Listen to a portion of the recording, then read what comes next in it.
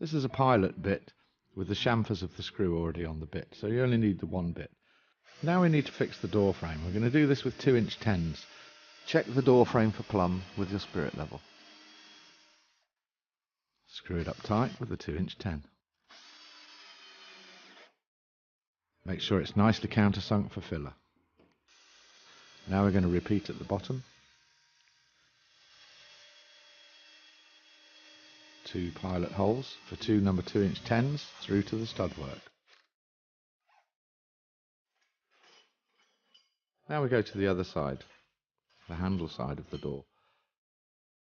We're going to need to pack this frame to the stud work, and we use plastic packers that you can find in the builders merchants or DIY stores. Come in different thicknesses and different colours for thickness. So we want to put our wedges in nice and snug and put a screw right through where our wedge is. This prevents us from pulling the frame out of square.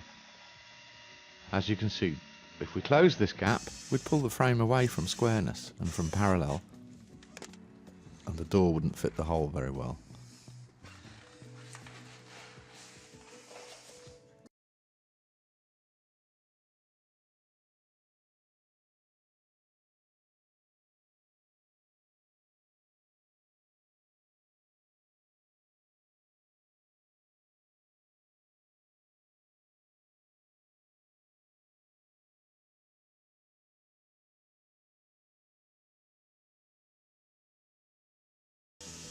When they're in nice and tight and your screws are fixed, you chop them off with a chisel. Now we've fixed our frame parallel, one last final check for measurements top and bottom to make sure it's not pulled out. Now we can take our temporary stay off. Bring the door back and try it in the hole for size. As you can see, there's a gap at the top. We're going to lift this up for carpet underneath. Now let's hinge our door. I've got a nice little block and wedge with a cutout to put our door in to keep it vertical whilst I'm working on it. Hinges 6-inch from the top, 6-inch from the bottom. You can either mark round with a pencil or you can use your craft knife. The knife cut will help you align the chisel, and the chisel will drop exactly into the knife cut line, providing your chisel's sharp. First, chop the ends.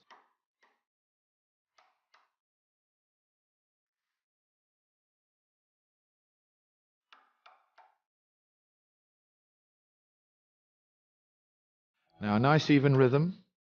The sound of the rhythm will help you to know that you're tapping and cutting to the same depth. So try and listen as well as feel the rhythm of this chiseling out.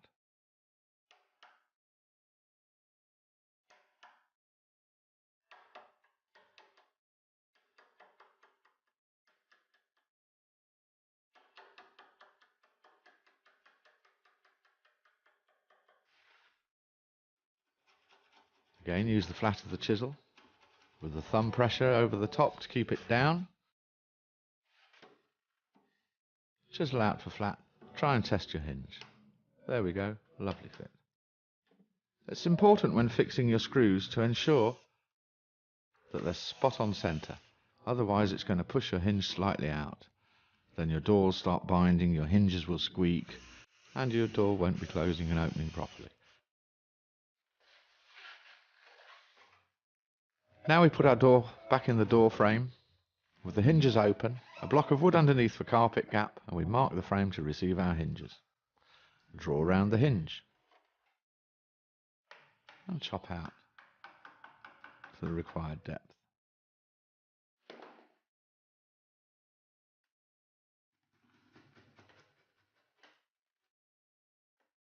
You can chisel across the grain, diagonally, 90 degrees, a rounding cut again, helping you to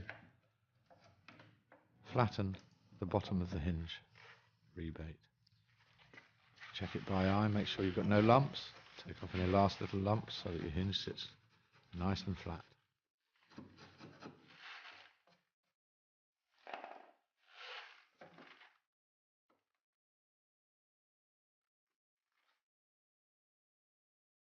Always fix this screw first. It's the first screw when hanging or the last screw when removing a door.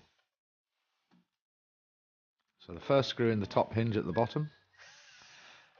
As you start to tighten the screw, Lift the door, take the weight of the door to pull the hinge plate in flat. Then go to the bottom, your second screw. Then back to the top, the third screw, and so on. We're going to put just 2 screws in the hinges because the door and hinges are going to come off for painting. And then when we finally hang the door, we put all 4 screws into the frame.